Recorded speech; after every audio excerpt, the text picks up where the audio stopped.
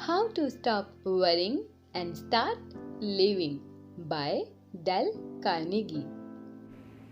ऐसी क्या चीज़ है जो आपको तंग कर रही है? वो चाहे जो भी हो, मगर आपकी ये टेंशन आपको आपकी खुशियों से दूर कर रही है। तो क्या आप जिंदगी भर टेंशन में रहना चाहते हैं? नहीं, परेशानी में और परेशान होना किसी प्रॉब्लम का सॉल्यूशन नहीं हो सकता।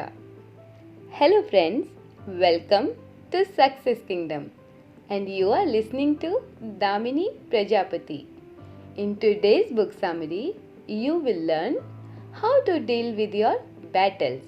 So without any delay, let's get started.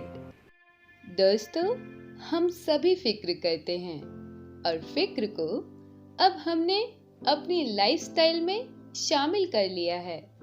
पर हम में से बहुत कम लोग ये जानते हैं कि फिक्र करना कितना खतरनाक साबित हो सकता है।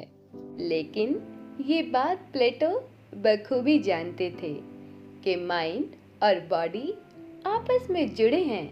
तभी फिजिशियंस मेयो ब्रदर ने बताया कि हॉस्पिटल के आधे से ज़्यादा बेड्स ऐसे पेशेंट्स से भरे हैं जो फ्रस्ट्रेशंस, एंग्जाइटीज, इनसिक्योरिटीज और मायूसी से जूझ रहे हैं। टेंशन से होने वाली बीमारियों में arthritis, asthma, diabetes, blood pressure और हार्ट डिसीज जैसी खतरनाक बीमारियां शामिल हैं। लेकिन फिर भी हम सभी के पास फिक्र करने के अपने अपने कारण हैं और ख़ास तौर पर वर्क प्लेस में high pressure jobs stable job के मुकाबले ज़्यादा स्ट्रेस क्रिएट करती हैं। और अगर ऐसे में हमें स्ट्रेस से डील करना नहीं आता तो ये एक बड़ी समस्या हो सकती है। एक स्टडी के अकॉर्डिंग ये पता चला है कि 1/3 part of business executives are suffering from heart disease, high blood pressure, migraine and stomach ulcer। और वहीं दूसरी स्टडी से ये पता चला है कि किसान के मुकाबले कई गुना डॉक्टर्स की मौत हार्ट फेल होने से होती है। ये स्टडीज हमें ये दिखाती हैं कि अगर आप किसी भी स्ट्रेसफुल जॉब का हिस्सा हैं तो आपको स्ट्रेस से डील करने वाले सभी पहलू पता होने चाहिए। आइए ऐसे 3 पहलुओं को एक कहानी के माध्यम से समझते हैं। आप कैसा महसूस करेंगे अगर आपको संडे की इवनिंग को ये खबर मिले कि मंडे की मॉर्निंग आपको टॉर्चर चैम्बर में फेंक दिया जाएगा? यकीनन ज़्यादातर लोग पूरी रात टेंशन में ही निकाल देंगे। लेकिन 1942 में जब गेलेन लिचफेल्ड जापान ऑक्युपाइड शंघाई में फंस गए तो उन्हें ये खबर मिली कि जापानी एडमायर ने वो सामान ढूंढ लिया है जो उन्होंने उन जापानियों से छुपा कर रखा था और सज़ा के तौर पर उन्हें मंडे को जापानी पुलिस के खुफिया टॉर्चर चैम्बर में फेंक दिया जाएगा।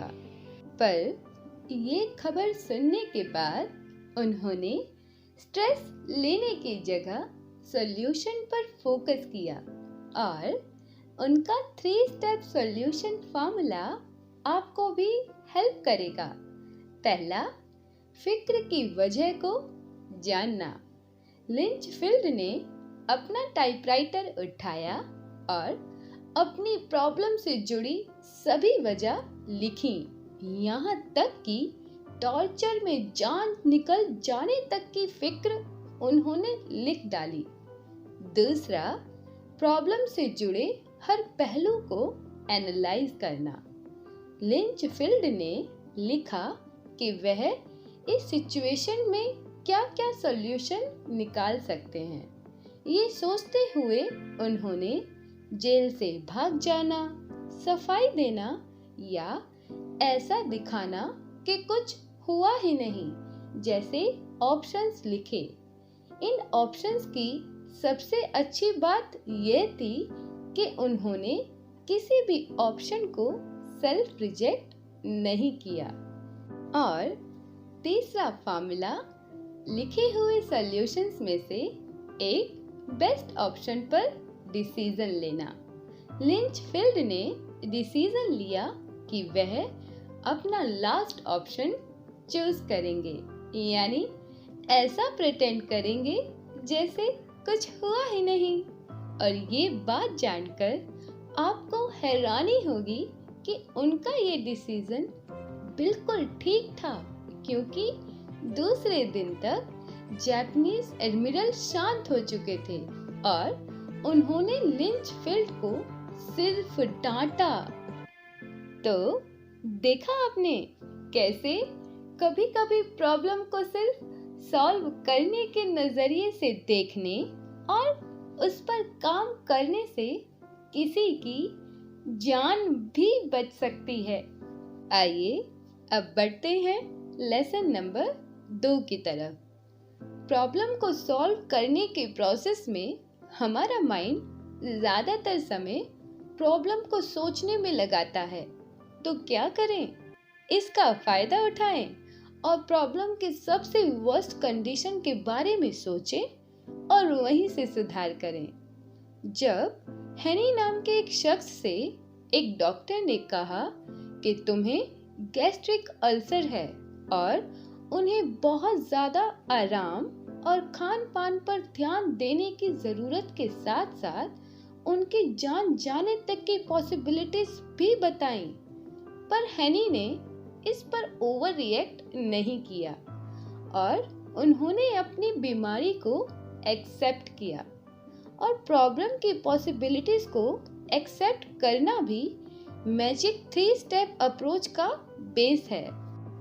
अगर आप किसी भी तरह की प्रॉब्लम में हैं, तो सोचें सबसे बुरे हालातों में क्या हो सकता है।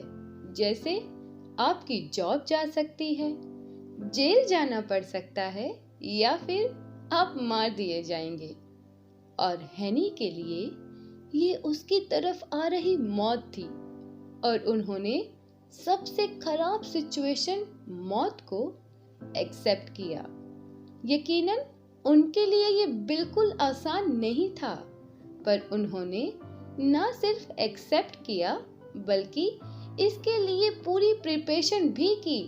हेनी ने अपनी डेड बॉडी के लिए कास्केट खरीदा ताकि उनकी डेड बॉडी उनकी फैमिली तक भेजी जा सके। फिर वर्स्ट सिचुएशन को एक्सेप्ट करने के बाद उन्होंने अपनी पूरी शक्ति प्रॉब्लम को सुधारने की कोशिश में लगा दी। जैसे उन्होंने डिसाइड किया, अगर मरना ही है तो क्यों ना इस वक्त का अच्छे से इस्तेमाल किया जाए। हेनी को डॉक्टर ने आराम करने की सलाह दी, पर उन्होंने दुनिया घूमने का फैसला किया। उन्होंने सबसे बुरी सिचुएशन को एक्सेप्ट कर जीवन में नए रंग भर दिए और भरपूर जीना शुरू किया। हैरानी की बात यह है कि अब मॉनसून और टाइफून का असर उन पर खत्म हो गया था। हेनी ने अपने ट्रिप के दौरान बहुत से नए दोस्त बनाए, गाने गाए और जब वो ट्रिप से वापस लौटे तो वह अल्सर को पूरी तरह भूल चुके थे। अब उन्होंने अपनी डेड बॉडी के लिए खरीदा हुआ कास्केट भी रिटर्न कर दिया और उसके बाद वो कभी बीमार नहीं पड़े। तो हेनी की स्टोरी से हमने सीखा, अफसोस करने में टाइम वेस्ट ना करें। जितना टाइम अफसोस करने में लगता है उतना ही एक्शन लेने में लगता है। रूल नंबर 2, अपने लिए एक लिमिट सेट कीजिए, जिसके बाद दूसरे लोग आपके बारे में क्या सोचते हैं इससे आपको खास फर्क नहीं पड़ना चाहिए। रूल नंबर 3, आपके अलावा आपकी समस्या का समाधान और किसी के पास नहीं हो सकता। हाँ, कुछ लोग एक जरिया जरूर बन सकते हैं, पर फैसला और शुरुआत आपको ही करनी होगी।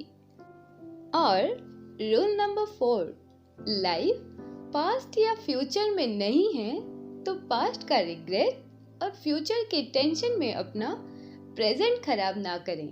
हम सभी उस बच्चे जैसे जीते हैं जो अक्सर कहता है, जब मैं बड़ा हो जाऊंगा, जब मैं बड़ा हो जाऊंगा, तब वो बड़ा हो जाता है। जब मैं मैरिड हो जाऊंगा, तब वो मैरिड हो जाता है। फिर जब मैं रिटायर हो जाऊंगा, तो वो रिटायर हो जाता है। पर जब वो पीछे मुड़कर देखता है, तो उसे एहसास होता है कि उसने कितना कुछ खो दिया। इसलिए लाइफ में प्रॉब्लम को ठीक से एनालाइज करके उसके बाद उस पर डिसीजन ले और अपने डिसीजन पर अमल करने के बाद पीछे मुड़कर मत देखिए और साथ ही अफसोस मत कीजिए। क्या आप स्टॉप लॉस ऑर्डर के बारे में जानते हैं? ये एक स्टॉक ट्रेडर की बताई गई स्ट्रैटेजी है। स्टॉप लॉस ऑर्डर का मतलब है कि किसी कंपनी के शेयर्स को एक खास कीमत पे खरीदना और कुछ टाइम तक उसके प्राइस में डेवलपमेंट ऑब्जर्व की जाए। जैसे ही खरीदी हुई कीमत से 10% पेमेंट कम हो जाए, वैसे ही उसे बेच देना। ये तरीका ज्यादा नुकसान होने से बचने के लिए इस्तेमाल किया जाता है, इसलिए इसे स्टॉप लॉस कहते हैं। और स्टॉप लॉस स्ट्रैटेजी का सबसे ज्यादा फायदा उठाने वालों में सबसे बड़ा नाम रशिया के जाने माने टॉल्स्टॉय का है। टॉल्स्टॉय एक नाकाम शादी का हिस्सा थे, जहां पिछले 50 सालों से दोनों ही एक दूसरे को कसूरवार ठहरा रहे थे। उनको अफसोस था, उन्होंने अपने इन बुरे हालातों को इनफ क्यों नहीं कहा। वह बड़ी आसानी से खुद में बदलाव लाकर इस प्रॉब्लम से बाहर आ सकते थे। उन्होंने रियलाइज किया स्टॉप लॉस ग्रेजेस पर भी अप्लाई किया जा सकता है। जैसे किसी से भी नाराज होने में अपना टाइम और एनर्जी वेस्ट ना करना। अगर आप ही अपने टाइम और एनर्जी की वैल्यू नहीं करेंगे तो और कौन करेगा? झगड़ों का नहीं, झगड़ों की वजह पर ध्यान दें और उन सभी बातों और लोगों को माफ कर दें जिन्होंने सिर्फ आपको तकलीफ पहुंचाई है। माफी के बदले भी सामने वाले से कुछ एक्सपेक्ट ना करें, क्योंकि उसको माफ करने के साथ साथ आप खुद को भी एक सुकून लौटा रहे हैं। यदि किसी इंसान ने आपको बहुत तकलीफ पहुंचाई है, तो आप उसे माफ ना करके खुद को भी उतनी ही तकलीफ में रखते हैं। इसलिए माफ करना सीखें और आगे बढ़ें। लेसन नंबर 3, लाइफ में छोटे छोटे पॉजिटिविटी पर ध्यान देना ना भूलें। खुद को खुश रखने के तरीकों में सबसे बड़ा तरीका है चेहरे पर मुस्कान रखना। कभी कभी सिचुएशन पर पूरा कंट्रोल करना इम्पॉसिबल हो सकता है। ऐसे में हम प्रॉब्लम में अपना रिएक्शन चेंज करके मुस्कुराना चूज कर सकते हैं। लोगों के बुरे बर्ताव के बाद भी आप अपने बर्ताव में बदलाव ना लाएं, क्योंकि हम सब एक दूसरे से इतने अलग हैं। यही बात हमारी लाइफ को कैपेबल, चैलेंजिंग और खूबसूरत बनाती है। आपके पास अपनी प्रॉब्लम से डील करने के अपने भी तरीके हो सकते हैं। जैसे मुझे टेंशन में म्यूजिक सुनना और पढ़ना जैसी चीजें बहुत पसंद है, तो आप अपने तरीकों से या इस बुक की समरी में बताए गए तरीकों से हर प्रॉब्लम से डील आसानी से कर सकते हैं। चलिए आज से एक नई शुरुआत करते हैं। हम सब उन सभी चीजों के लिए थैंकफुल रहेंगे जो हमारे पास है। And I am proud of you, क्योंकि आपने अपना कीमती समय सेल्फ डेवलपमेंट में इन्वेस्ट किया है। आपको ये बुक समरी कैसे लगी, आप हमें कमेंट में बता सकते हैं। ऐसे ही बहुत सी समरी सुनने के लिए आप हमारे चैनल सक्सेस किंगडम को सब्सक्राइब कर सकते हैं। मिलते हैं अगली बुक समरी में। Till then, stay happy, stay positive and stay healthy.